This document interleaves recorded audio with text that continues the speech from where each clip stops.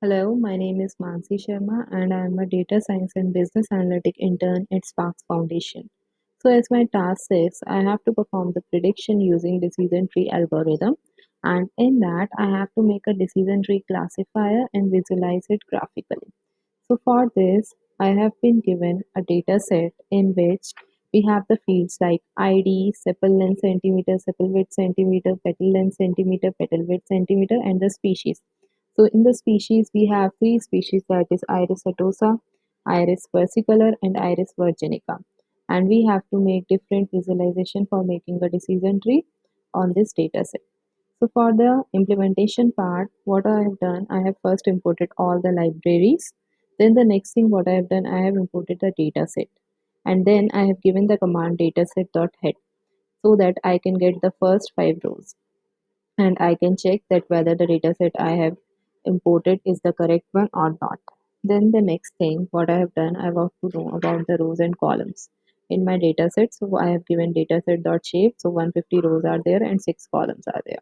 Then I got to know that in my particular dataset there is no use of ID.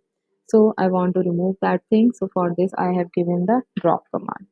So by this my particular ID column is now dropped.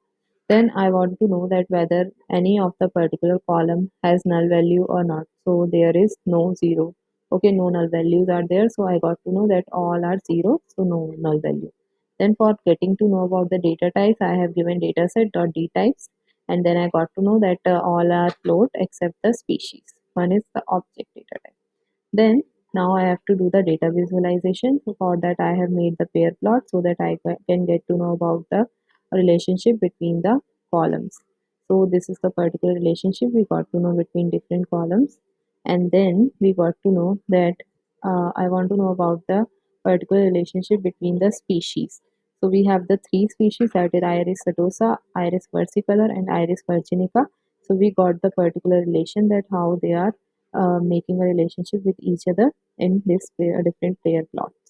Then the next thing what I have done, I want to depict the correlation between the features. So I got to know that those are the ones are highly correlated with each other.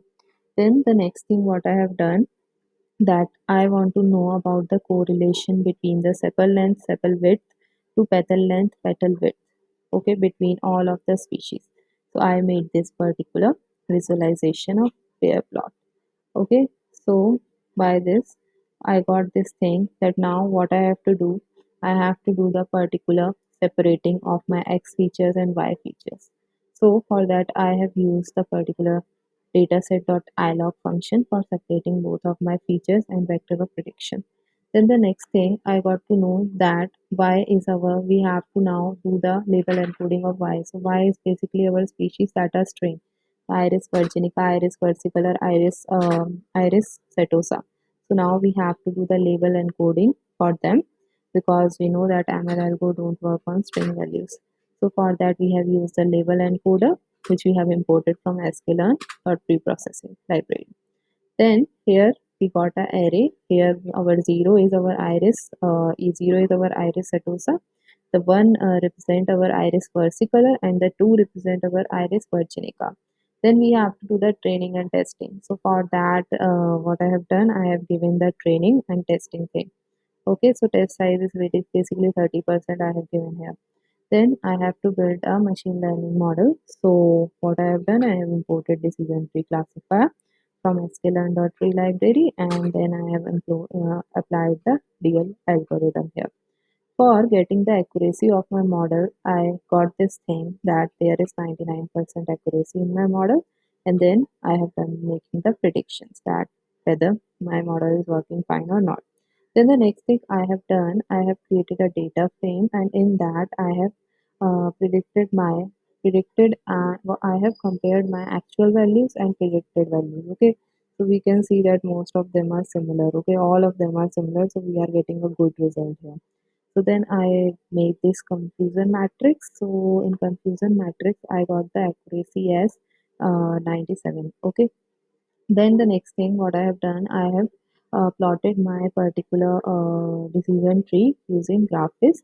So for that, first I have imported the Conda Graphis particular library into my Anaconda prompt, and then I have imported that, and Here we can see that I am getting the particular decision tree which we can see here, and it is properly made. So as a conclusion, I could successfully make predictions on this dataset using the decision tree algorithm and also could visualize the tree graphically. And now one can now feed new data into the classifier and it would be able to predict the right class accordingly. So my task is 6 is completed now. Thank you so much.